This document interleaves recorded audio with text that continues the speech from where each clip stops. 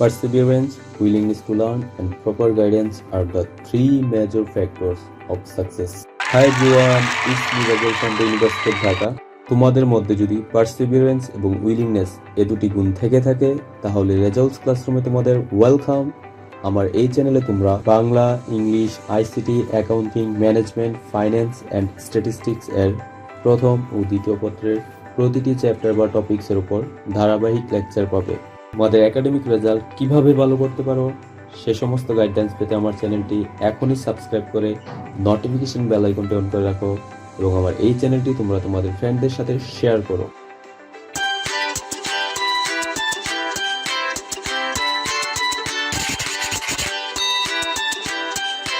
লেনদেনের যে প্রমাণপত্রগুলো ব্যবহৃত হয় সেগুলো নিয়ে আজকে আলোচনা করা হবে। কি কি সেগুলো?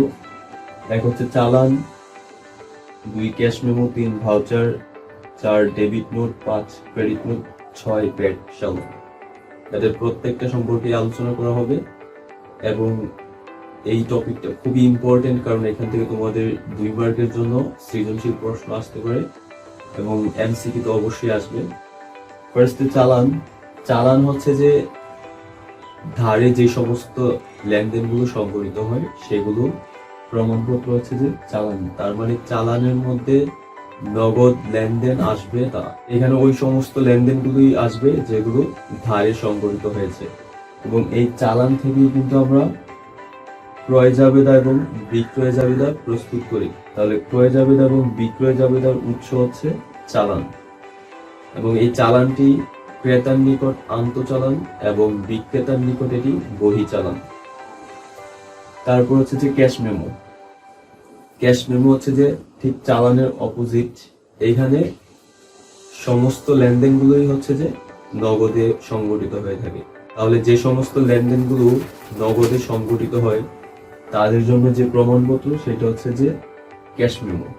ঠিক আছে, এখানে ধারে বা বাকিতে লেনদেনগুলো আসবে না। তারপর হচ্ছে যে ভাউচার। এই ভাউচারে ধারে এবং নগদে 2 টাইপের লেনদেনে আসবে। এখানে এই ভাউচারটা হচ্ছে 2 প্রকার, একটা হচ্ছে যে ডেবিট ভাউচার, একটা ক্রেডিট ভাউচার।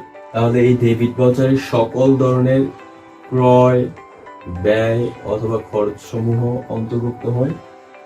দেন ক্রেডিট ভাউচারে সকল ধরনের বিক্রয় অথবা আয় সমূহ অন্তর্ভুক্ত হয়। ওকে, এখন হচ্ছে যে ডেবিট নোটটা হচ্ছে যে যখন আমি একটা প্রোডাক্ট ক্রয় করে সেটা ফেরত দিয়ে দিই তখন যে প্রমাণপত্রটা ব্যবহৃত হয় সেটা হচ্ছে যে ডেবিট নোট। ধরো যে আমি একজন থেকে কিছু প্রোডাক্ট ক্রয় করলাম এবং ক্রয় করার পর আমি দেখলাম যে এগুলো আমার যে এক্সপেকটেশন ছিল সেটা অনুসারে হয়নি। এখন আমি পণ্যগুলো ওই ব্যক্তিকে ফেরত দিয়ে দেব। তাহলে এই যে ধারে ক্রয় করার পর সেগুলো আমি ফেরত দিয়ে দিচ্ছি, এই ফেরত দেওয়ার সময় যে প্রমাণপত্রটি ব্যবহৃত হবে সেটি হচ্ছে যে ডেবিট নোট এবং এটা অবভিয়াসলি ধারে যখন পণ্য ক্রয় করা হয় তখন ফেরত দেওয়ার সময় এই ডেবিট নোট ব্যবহৃত হয়। এটা কখনোই নগদে পণ্য ক্রয় করে ফেরত দেওয়ার সময় ব্যবহৃত হবে না এবং নগদে যখন আমরা প্রোডাক্ট ক্রয় করব তখন সেগুলো ফেরত দেওয়া পসিবল না। তাহলে এই ডেবিট নোট থেকে আমরা ক্রয় ফেরত জাবেদা প্রস্তুত করি। তারপর হচ্ছে যে ক্রেডিট নোট। সেম, এই যে ডেবিট নোটের অপোজিট হচ্ছে যে ক্রেডিট নোটটা হচ্ছে আমি ধরো একজনের কাছে ধারে পণ্য বিক্রয় করলাম, কিন্তু ওই যার কাছে আমি পণ্য বিক্রি করলাম বা দেনাদার সে আমাকে প্রোডাক্টগুলো ফেরত দিয়ে দিল। এখন আমি যেই পত্রের মাধ্যমে তাকে ইনফর্ম করবো যে আপনার প্রোডাক্টগুলো আমি ফিরে পেয়েছি এবং আপনার যেই হিসাবটা সেটা আমি হ্রাস করে দিলাম বা কমিয়ে দিলাম, সেটাই হচ্ছে যে ক্রেডিট নোট। অর্থাৎ ধারে যখন পণ্য বিক্রি করা হয় তখন দেনাদার কাছ থেকে যেই পণ্যগুলো কোনো কারণে চলে আসে বা ফেরত আসে তখন আমি যে পত্রের মাধ্যমে দেনাদারকে ইনফর্ম করবো যে হ্যাঁ আমি এই পণ্যগুলো বুঝে পেয়েছি এবং আপনার হিসাবটাকে কমিয়ে দেওয়া হলো, সেটাই হচ্ছে যে ক্রেডিট নোট। এবং এই ক্রেডিট নোট থেকেই কিন্তু বিক্রয় ফেরত জাবেদা প্রস্তুত করা হয়।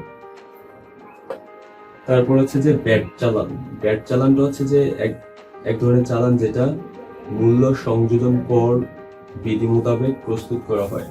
এবং এই ভ্যাট চালানিতে পণ্যের মূল্যের পাশাপাশি যে অন্যান্য কর এবং মূল্য সংযোজন কর বা ভ্যাট এটার পরিমাণ তখন এখানে লিখিত থাকে। এখন তোমাদের এক্সামে নর্মালি চালান এবং ডেবিট নোট এই দুটি প্রস্তুত করতে বলা হয় সাধারণত, বাট আমি এখানে চালান, cash memo, debit note, credit note কিভাবে প্রস্তুত করতে হয় সেটা নিয়ে আলোচনা করব। এখন চালান কিভাবে প্রস্তুত করতে হয় সেটা দেখানো হবে। এটা তোমাদের এক্সামে আসতে পারে 2 মার্কের জন্য, তাহলে দেখো কিভাবে প্রস্তুত করা হয়। ফার্স্টে বলে রাখি যে চালানের মধ্যে ওই সমস্ত দাখিলাগুলো আসবে যেগুলো ধারে সংগঠিত হয়েছে। এখন দেখো এখানে উদ্দীপকে কি বলা আছে, আনহা এন্টারপ্রাইজের মে মাসের বিক্রয় নিম্নরূপ: অনন্য ট্রেডার্সের কাছে 40 বস্তা চাউল, প্রতি বস্তা 1000 টাকা করে, 200 বস্তা আটা, প্রতি বস্তা 500 টাকা দরে বিক্রয়, কারবারি বাট্টা 10%। এখন এই চালান প্রস্তুত করার জন্য এমন একটি টেবল বা ছক অঙ্কন করতে হবে। এখানে চালান লেখা থাকবে, ওই পাশে তারিখ, দেন এই পাশে চালান নাম্বার থাকবে, এখানে থাকবে প্রতিষ্ঠানের নাম। এখানে প্রতিষ্ঠানের নাম দেওয়া আছে আনহা এন্টারপ্রাইজ। তাহলে এই প্রতিষ্ঠানের নাম এখানে লেখা হলো। দেন প্রতিষ্ঠানের নামের পর ঠিকানা, যেহেতু এখানে ঠিকানা দেয়া নাই এজন্য এটা লেখা হয়নি। তারপর ক্রেতার নাম এখানে অনন্যা ট্রেডার্স লেখা হলো। দেন এইখানেও ক্রেতার ঠিকানা দেয়া নাই এজন্য ঠিকানাটা এখানে স্কিপ রাখা হলো। ওকে, তাহলে এমন একটি টেবল অঙ্কন করতে হবে। এখানে ফার্স্ট থাকবে ক্রমিক নং কলাম, তারপর বিবরণ, তারপর পরিমাণ, তারপর দর, তারপর টাকা। নিচে টাকার অ্যামাউন্টটা কথায় লিখতে হবে। দেন যেহেতু চালান বিক্রেতা প্রস্তুত করে এজন্য বিক্রেতার স্বাক্ষর। তাহলে এখানে দেখো যে অনন্যা ট্রেডার্সের কাছে 40 বস্তা চাউল, তাহলে প্রথমে এখানে ক্রমিক নাম্বার 1 দিয়ে এইখানে লিখতে হবে চাউল।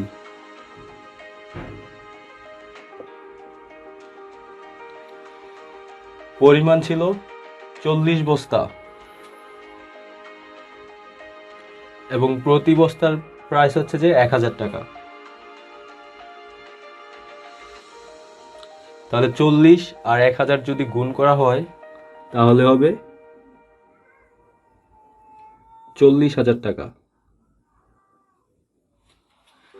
সেকেন্ড, 200 বস্তা আটা, প্রতি বস্তা 500 টাকা দরে। তাহলে 2 নাম্বার দিয়ে এখানে লিখতে হবে আটা। এটার দর হচ্ছে যে এটার পরিমাণ হচ্ছে 200 বস্তা এবং প্রতি বস্তার প্রাইস হচ্ছে 500 টাকা। তাহলে 200 আর 500 গুণ করলে হয়, এখন এই 200 আর 500 গুণ করলে হয় 1 লাখ টাকা।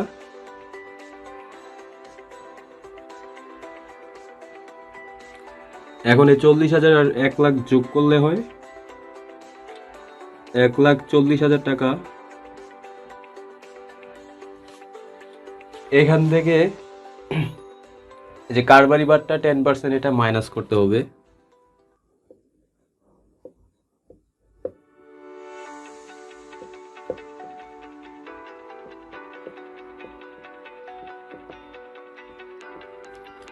তাহলে 1,40,000-এর 10% হচ্ছে যে 14,000 টাকা।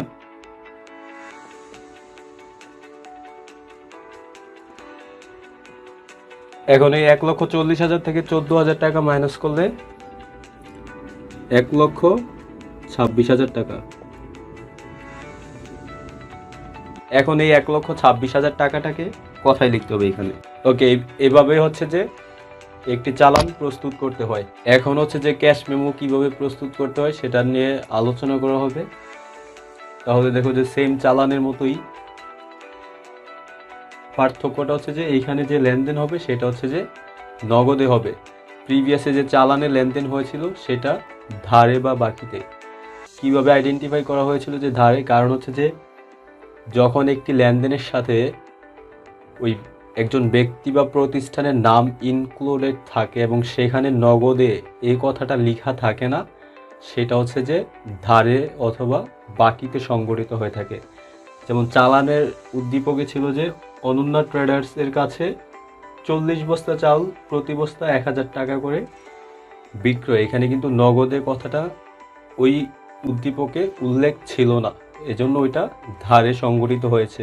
কিন্তু এই উদ্দীপকে অনন্য ট্রেডার্সের কাছে নগদে 40 বস্তা, এই যে নগদে এই কথাটা কিন্তু এখানে মেনশন করা আছে, এই জন্য এটা নগদে সংগঠিত হয়েছে। আর এটার কারণেই ক্যাশ মেমো প্রস্তুত করতে হবে। ওকে, সেম চালানের মতোই প্রথমে ক্যাশ মেমো, তারপরে প্রতিষ্ঠানের নাম আনহা এন্টারপ্রাইজ, ঠিকানা এখানে বসবে যদি দেওয়া থাকে, এখানে ক্যাশ মেমো নেম, ওই পাশে তারিখ, এখানে ক্রেতার নাম অনন্য ট্রেডার্স, যদি ঠিকানা দেওয়া থাকে তাহলে ঠিকানা লিখতে হবে। তারপর হচ্ছে যে এই টেবল ফার্স্ট কলাম হচ্ছে যে ক্রমিক নং, বিবরণ, পরিমাণ, দর, টাকা। প্রথমে হচ্ছে যে কি ক্রয় করেছিল, চাল, তাহলে এই যে চালের বিবরণে এখানে চাল পরিমাণ ছিল 40 বস্তা, দর ছিল 1000, তাহলে হচ্ছে যে 40,000 টাকা। সেকেন্ড ছিল আটা, পরিমাণ ছিল 200 বস্তা, প্রতি বস্তা 500 টাকা করে, তাহলে হয় 1 লাখ টাকা। এখন এই 40,000 আর 1 লাখ টাকা যোগ করলে 1,40,000 টাকা। এখান থেকে কারবারি বারটা 10% বাদ, 14,000 টাকা। তাহলে 1,40,000 থেকে 14,000 টাকা মাইনাস করলে হয় 1,26,000 টাকা।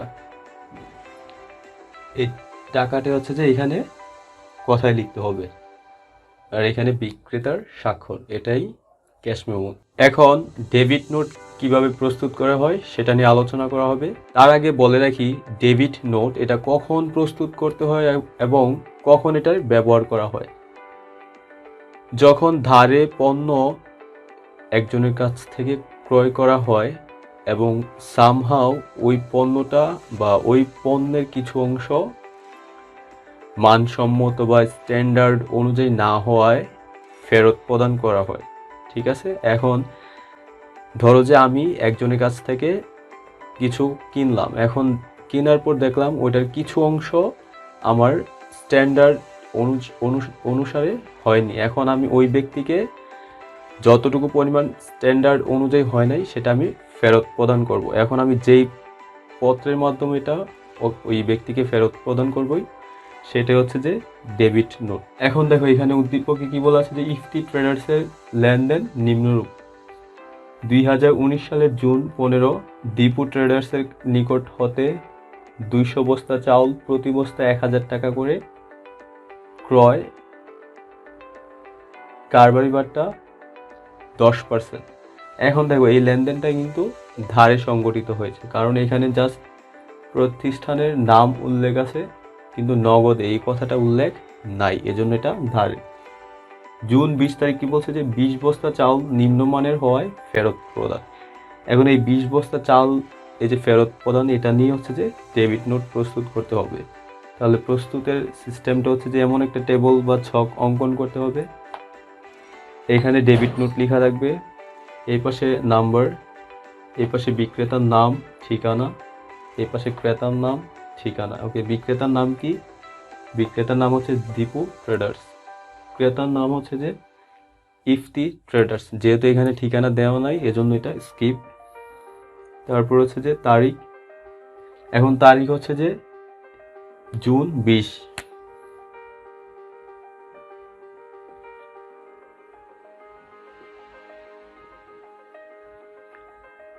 এখন এইখানে বিবরণে কি লিখতে হবে, যে বিবরণে লিখতে হবে যে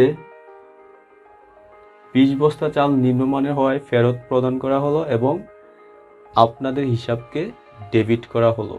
এই যে আপনাদের হিসাবকে ডেবিট করা হলো মানেটা হচ্ছে, যখন আমি ধারে পণ্য ক্রয় করেছিলাম তখন কিন্তু পাওনাদারের পরিমাণটা বৃদ্ধি পেয়েছিল, তখন পাওনাদার ক্রেডিট হয়েছিল। এখন যখন আমি পণ্যটা ফেরত দিয়ে দিব তখন কিন্তু পাওনাদার হ্রাস পাবে, যার ফলে পাওনাদার হয়ে যাবে ডেবিট। এজন্য বলা হয়েছে যে আপনাদের হিসাবকে ডেবিট করা হোক। ওকে, এখানে দর ছিল কত টাকা?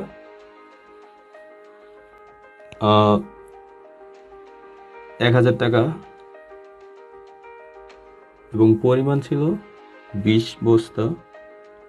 তাহলে 20 আর 1000 গুণ করলে হয় 20,000।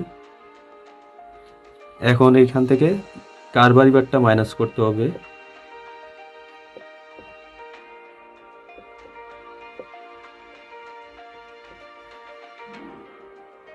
বিশ হাজারের 10% হচ্ছে যে 2000 টাকা।